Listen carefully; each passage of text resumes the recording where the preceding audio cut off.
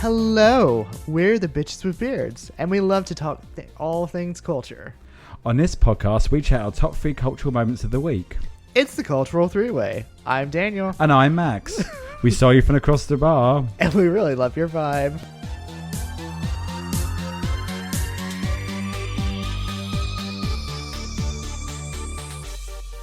That was a fucking shit show. Cheers. We're trying to keep this under half an hour, so I'm not going to put the original version of that opening, but we tried it, one of us without scripts, and it was like me giving my wedding vows. And here's the thing, I'm stone cold sober at this point. Everyone is. Everyone in this house is either sober or hungry. The Hubs and I are cutting out certain shit from our diet at the moment. Anyway, which is why there's no food on my food cultures of the week, because we have eaten nothing of interest. It's fair.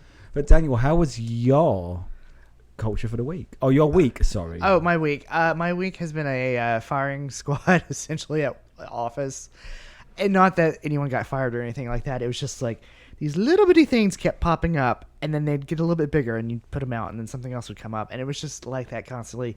It was not a relaxed Friday. No, you seem a bit stressed. You know I love my relaxed Friday, and it was not that. So I was just like, oh, Lord. Oh, I am so looking forward to the weekend. I am looking forward to just taking a picnic lunch out onto the mall tomorrow and just sitting for an hour or two and just being in nature. Yes. That is my goal for tomorrow. I think that's what I need, is some headspace. I need some fresh air. Yeah, I need the Hubs with me, but I also think I would also agree that I need some space to process and think. Yeah, I need to be in a polo shirt and some pants. And who do you keep looking at, sir? There is the neighbor. Oh, the neighbor. The neighbor. Oh, that's who you're looking at. Sorry. You were just like making like It's really, prolonged eye contact, and I was like, is there something? Anyways. Anyway. It's so obvious, and it's like, yeah, you're leering. It's obvious. No, it's like really at the end. I'm having to do horse blinkers anyway. It doesn't help that you're like right at eye level with his window. Yeah, it's really hard. Anyway, Daniel, let's move on. Well, I also met my former co-host. She was visiting in town from Seattle for 2 podcasts ago at this point. Yeah, so it was very nice catching up with her. A lot of talking and a lot of trip planning, and there might be something going on in Japan in 2 years. So As one does. Yeah, we'll see. But it was just nice to see a familiar face, but I haven't seen her in like a year now. So yeah. Yeah, I've only met her through when I did a couple of episodes. Yes, but she was always very lovely. Yes, and she's still very lovely, and she's sort of like us, and she's like, I don't know what I'm doing with my future right now. And I'm like, join the club, dear. Join the club. Welcome to America. What else did I do this week? I also was finalizing stuff for my trip to Texas in April. So that is finally arranged. I have my research appointment with the LBJ Library, and I'm hoping to go to the LBJ White House this time. So very exciting. I know. Anyways, what else happened to you this week? It was a weird week with work. Things are kind of in a good way, but there was a lot going on. We got away for our wedding anniversary. Yes, I want to give shout out to the guest house in Lost River, which was divine. The lovely couple that owns it it was just such a beautiful little cute guest house. So if you go, and when they don't sponsor us, but please, it's a gay owned business, so go along, please support. Not too gaggly. I mean, it's out of season as well, but and it was really cute, and it's just nice. And there was a lot of straight couples there as well. People clearly just liked it. So we took the dog. He's doing a lot better. I explained to Daniel before, they've got a lot going on. Medical care for animals is incredibly expensive, and his age is making it a little bit, I don't want to say complicated, it's making it a lot more. It's a factor. And it means that we may make some decisions that people might think are tougher, but you have to weigh in a lot. But he's still bugging about with an ear infection, but he's bugging about. Yeah. I would say your choices are reasonable. Yes. Like I am not like protesting. I'm like, I understand completely why you'd be doing X, Y, and Z. Yeah. So, But no, he does need to get his ear flashed again. Lovely. I love that. And giving snaps though to Friendship Animal Hospital, who in Friendship Heights, who were really lovely. They obviously were very sensitive about the situation, spoke to us very directly. They did ask us to medicate him before, not realizing Dwayne. So we had to pretty much carry him for 2 days. But I do want to say is one of the things I want to give them snaps for is that they kept saying to me in Hubs, like, you need to make these decisions as a family. And it was a very simple turn of phrase, and it was very lovely and inclusive. It means the world, though. Yeah.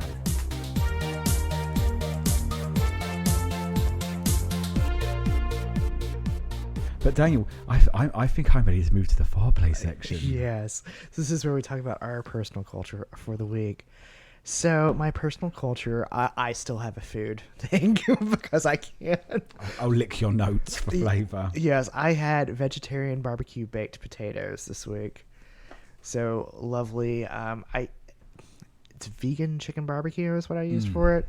Roasted the baked potato, jacket potato style, and then I did some lovely sour cream and cheese and butter.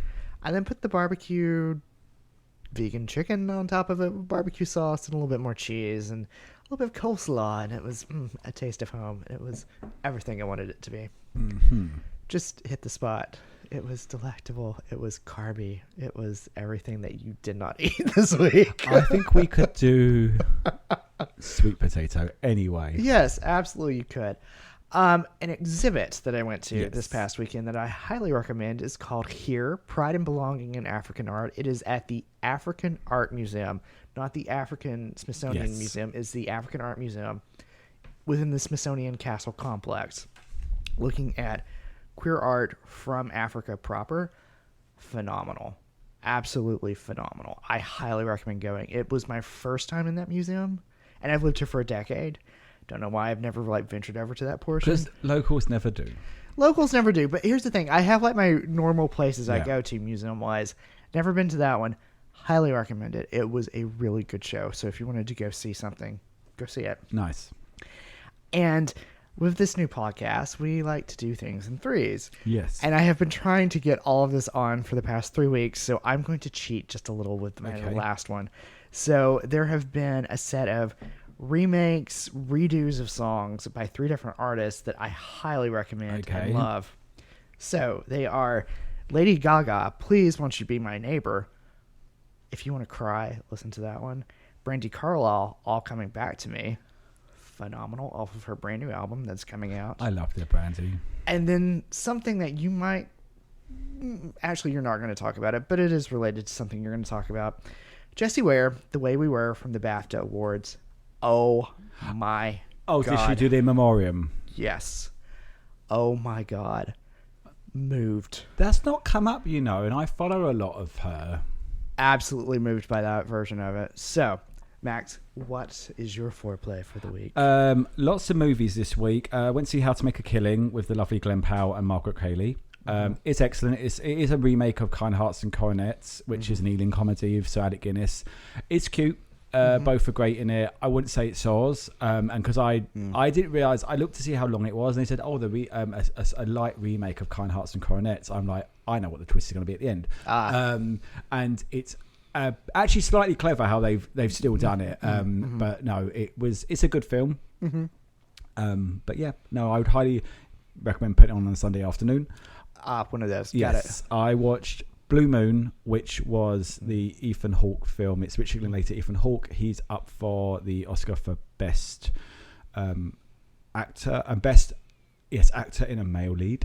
Yes, he plays Hearts of I can't. Rodgers and Hart. Rodgers and Hearts. Because it was Rodgers and Hammerstein before, after. After. So it's set on the night of Oklahoma coming out, and he's sitting there watching his former partner excel. Andrew Scott plays. I was going to say, my boyfriend's in that one. Yeah, so it's actually excellent. It's a weird film because it's Netflix, so I never saw it. I missed it at the cinema. I didn't realize it was Netflix. Yeah, but it's a very good film, but it feels very small, and I think that it's a very good. It's a play. I was going to say, the previews that I've seen, it seems very intimate, and all the shots are in one. Yeah, there's long takes. So I think that I think it's really good, but I can see why it didn't get nominated, but his performance did. Okay. Moving on quickly, I did go and see the shorts this time. So it's a short animated shorts and the live action. all were great. The animated has some really good ones. I'm not always the biggest fan of animated movies. I just, they're for kids a lot of the time. Yeah. But these are excellent, and there was a couple of really good ones. I think Butterfly is going to win. Do you mind me asking what it's about? It's about... Yes, I should explain that. It's about a swimmer, inspired by the life of a swimmer who went through the Holocaust. Oh. So very powerful, done like hand-drawn paintings, not very smooth at all in a great way. The short films were excellent live action. They were long this year. And I want to say to Frank on the Reels of Cinema podcast, we've both been chatting about it. They were like half an hour each, and that's legally the length of time of a short film. Yeah. But they were pushing some of. I felt, and he said, it felt like a lot. Because historically, they're typically like around the 13-minute, 15-minute mark. There is a really cute one called Friends of Dorothy of Miriam Margolis, who I think you should. It's on YouTube. Check it out. Okay. So that was a short one? That was about 20 minutes. Okay. But some of them really did push their luck a little bit. I get that. And if you can watch it, Jane Austen's period drama was 15 and a very hilarious one. I think I probably will watch that one. But I think the one at the Butcher's Stain is going to win. I think it's about a lot of the conflict out in the Middle East at the moment. Okay. But no, good crop this year. Just very long. And I think that it's going to be hard for the amateurs to come. Not amateurs, but the big boys are really dominating this field, and I think it's going to make it hard for up and comers to get noticed as much. But hey, we shall see.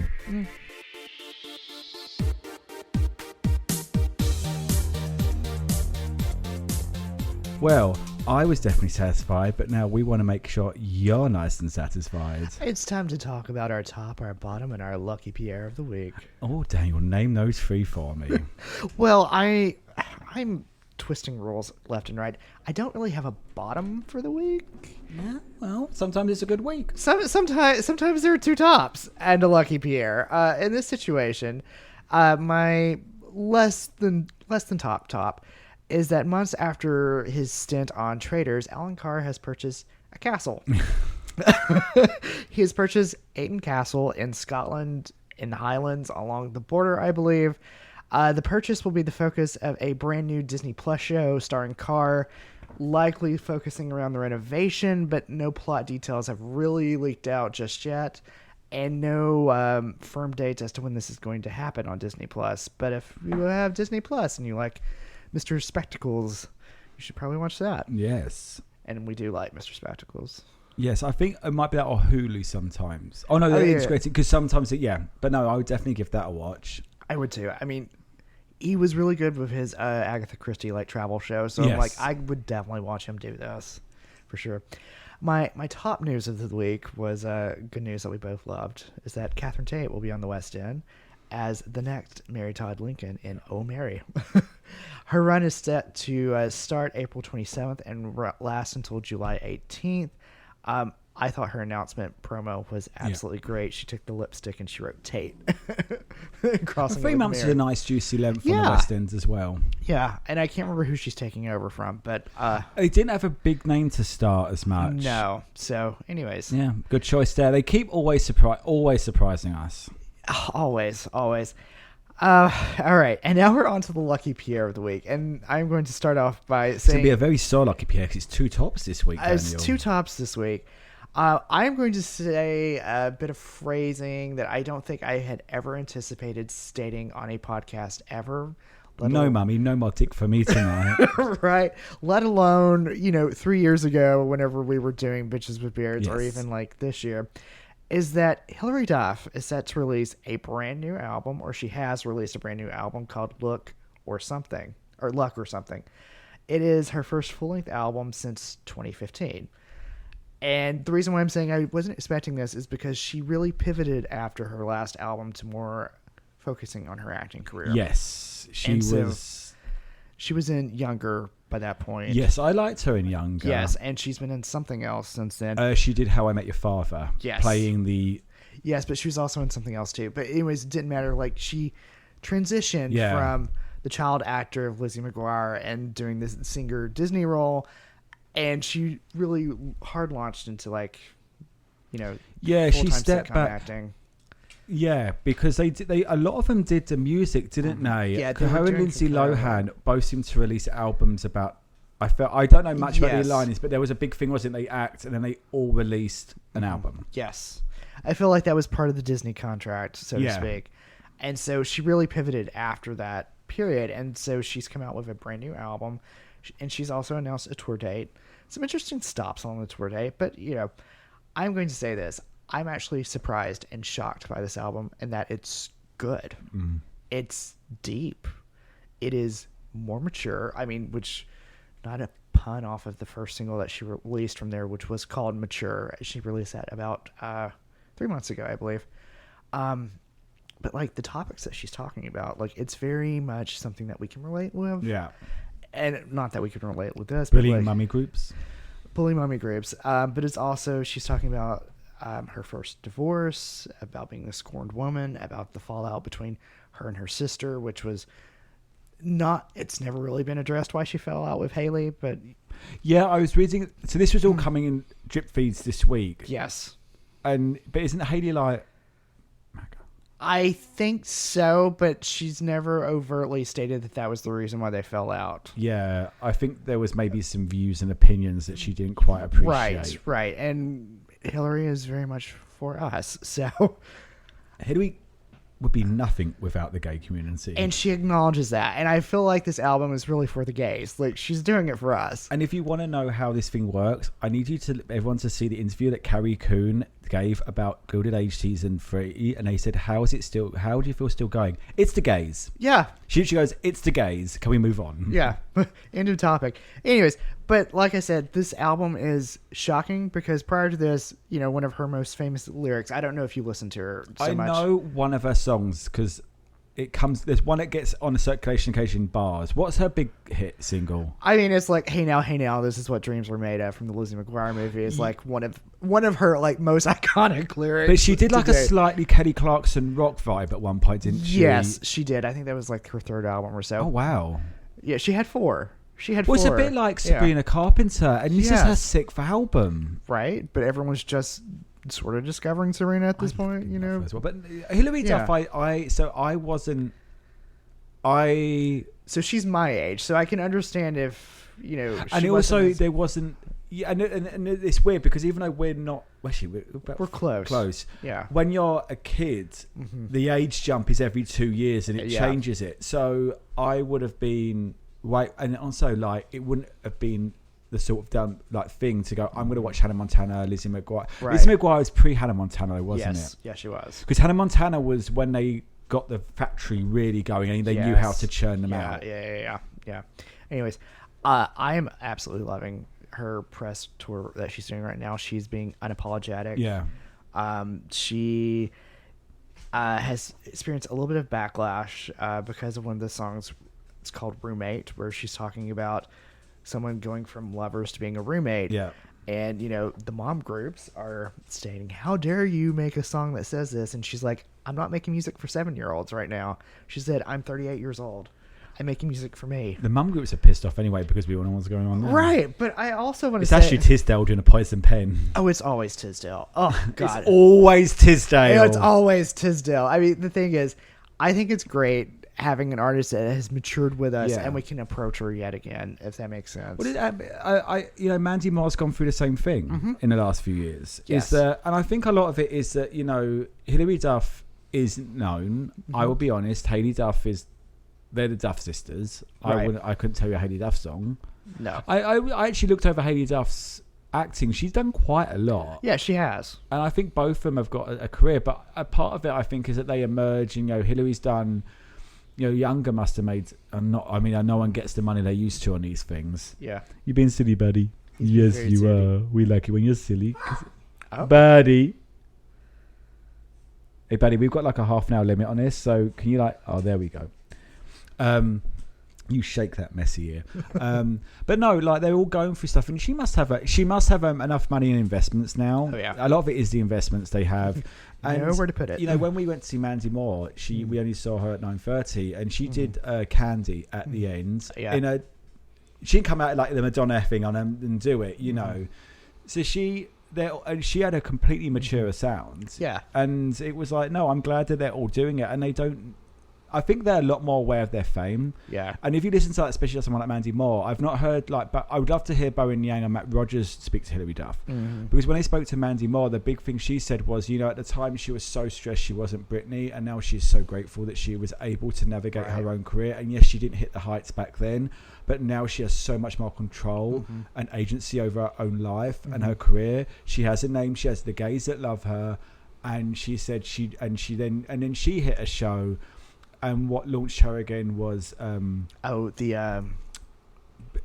and This and Us. This Is Us. Yeah, which is great and good for everyone. And I'm glad that they're coming out of it. And I know they've got their traumas, and some people did not survive. Right. But we're glad that she did. Because Keke Palmer was Nickelodeon, wasn't she? She was another. Was she? Yes. There's a lot of them. Nickelodeon. And Zendaya was Disney. Yeah. Good for her. Good for Hillary. Yes. I will give it a listen. I don't know much of her work, but I will give it a listen. I'm going to definitely say she's got some bangers on She looks like there. she could pack a punch in a bar. She probably could. She's got some bangers on there. Weather for Tennis is a good song to start off with. Nice. Yeah.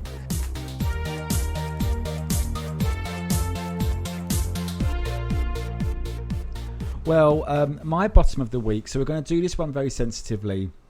At the BAFTAs this week, the British Academy of Film and Television Awards, Sinners did amazingly well. It won Best Supporting Actress for Wumi Mizuka, Scar for Ladri Göransson, and Ryan Coogler won for Best Original Screenplay.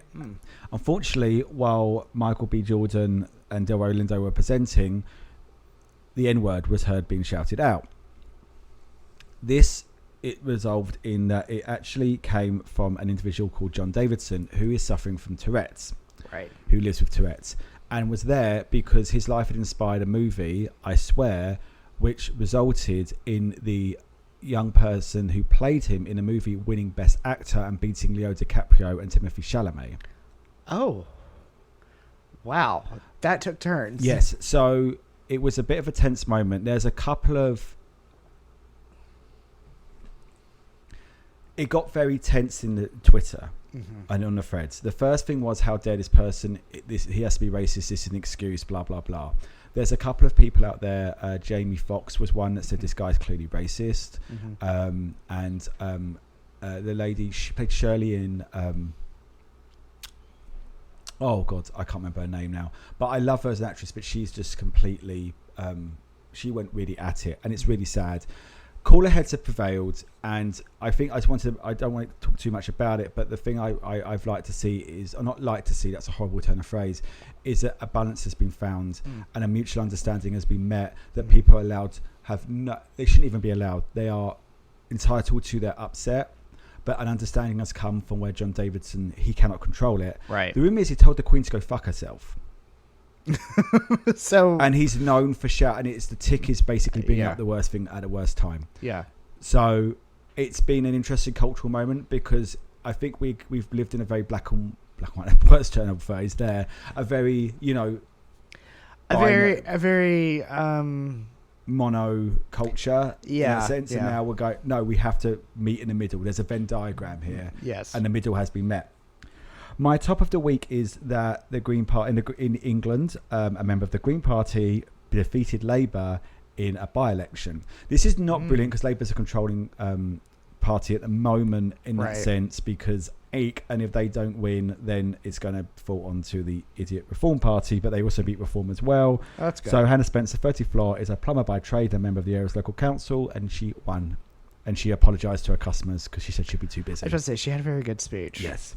So, lucky PA of the week, and I'm very... Bear in mind, we have got not a lot of time.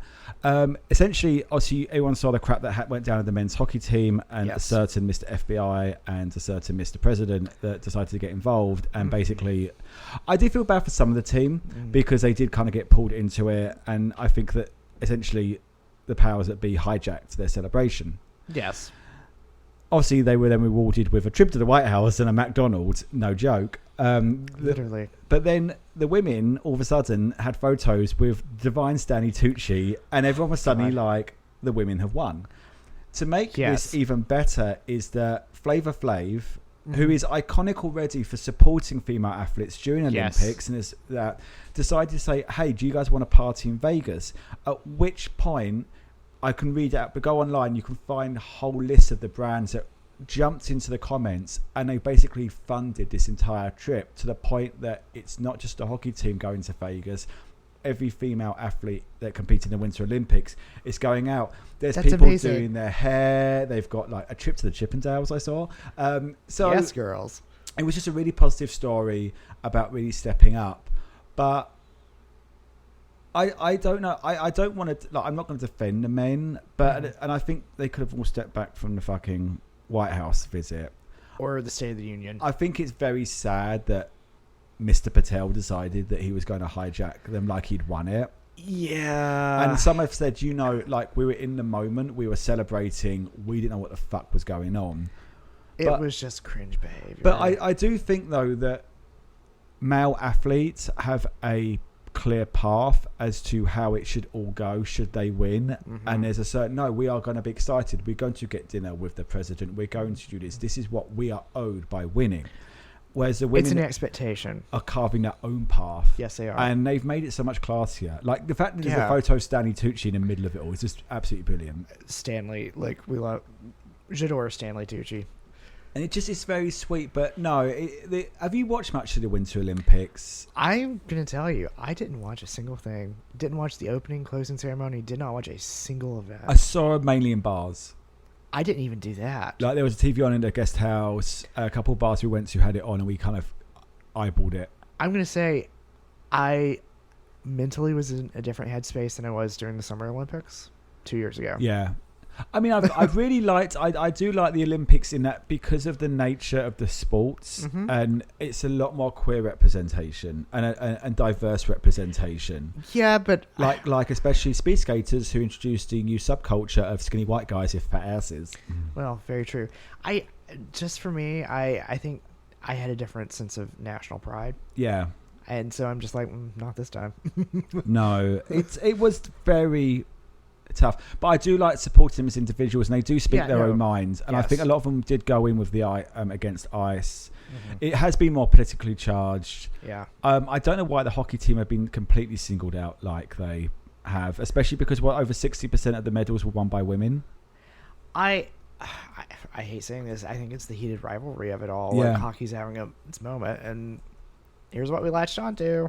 But everything good that heated rivalry did has been completely eliminated by that. Yeah. It's just, I know. It was very nice to see people step up and just how everyone kind of got involved, and literally you had the brands jumping into this thing and going, we're going to do this. We'll offer this. Mm-hmm. They want this. Okay, StubHub. I mean, it's all corporate. Let's not be stupid about it. But they've got and it's amazing how easy it is for them to just step up and do it. You know, I mean, it's a tax write-off. Yeah, Uber saying, "Hey, yeah, we've got you when you're going around a strip." Wonderful. You know, and then StubHub is saying, "Hey, look, whatever shows you want to see, you want to see this, you're going to come and see that." The restaurant chains are going, "We've got you cleared on this, that." Glam Squad coming. Your athletes will let you get to the gym before. I mean, it's also publicity for these companies. Let's be honest. They are getting some out of it, but it is nice that they are stepping up. But it's just nice as well. You know, and someone said, well, they're Martha Stewart and Snoop Dogg. They're just kind of in it there for themselves. And maybe that it is a bit of publicity. Flavor Flave, someone said, I didn't know he had that money. And I said, first of all, it takes me as someone that had a good business manager. Yes, and I think a lot of them did not have a good business manager. Right, but I think he did, and I think he invested quite well. Yeah. But it's a nice story to end on. Yes.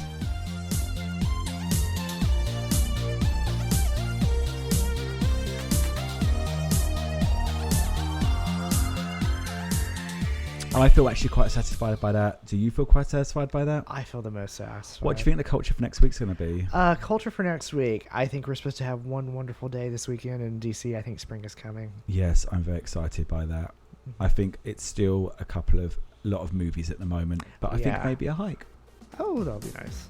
I'm Daniel. And I'm Max. And thank you for being our third this week. Cheers. Cheers. A big thank you to everyone for tuning in to Daniel Max's Cultural Freeway and for giving us a listen. Don't forget to rate, subscribe, and review, and follow us on the socials. You can find us under Bearded Bitch Pod or Bitches with Beards. Please remember that only a mother could love our views and opinions, and they reflect us and no one else. We'll be here next week, unless we're canceled.